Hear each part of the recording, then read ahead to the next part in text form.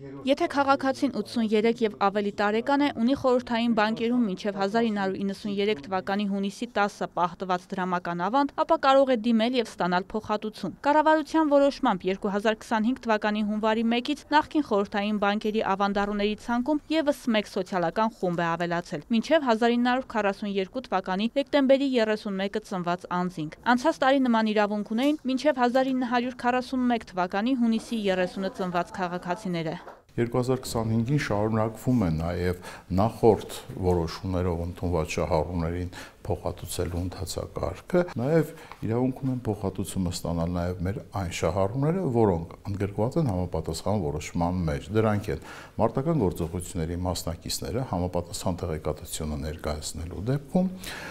սահմանամերձ բնակավայրերի բնակիչները համապատասխան տեղեկատվություն ներկայացնելու դեպքում եւ զոհված զինծառայողների ընտանիքները։ Ծրագիրն իրականացվում է երկու փուլով։ Նախ շահառուները պետք է դիմեն ՎՏԲ բանկի ցանկացած մասնաճյուղ եւ ստանան տեղեկատվություն, որից հետո անձը հաստատող փաստաթղթով եւ հանրային ծառայությունների համարանիշով դիմեն իրենց հաշվառման վայրի միասնական սոցիալական ծառայություն։ Արդեն իսկ բազմաթիվ քաղաքացիներ են դիմել բանկի մասնաճյուղեր։ Հայկական սովորույթի համաձայն մեր ազգաբնակության 42 թվի ծնվածները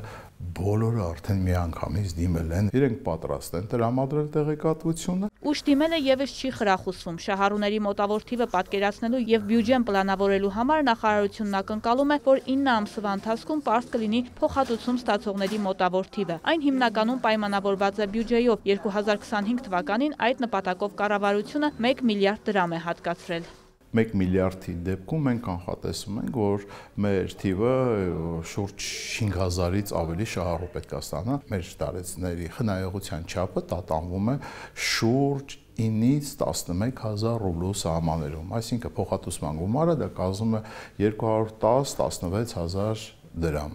Իսկ մյուս սոցիալական խմբերին ավելի ցածր։ Իսկ ընդհանուր առմամբ ավանդների փոխհատուցման ծրագրից մինչև 2025 թվականի հունվարի 1-ն օգտվել է ավելի քան 134,000 ավանդառու։ Պետությունը փոխհատուցել է շուրջ 24.1 միլիարդ դրամ։ Ծրագրի տևողությունը կանխատեսել հնարավոր չէ, քանի որ հազարավոր են մինչև 1993 թվականի հունիսի 10-ը ավանդներ ներդրած քաղաքացիները։ Մաման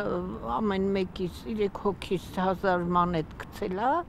այդ բաները ես չեմ ստացել այդ գումարը, մինչև հիմա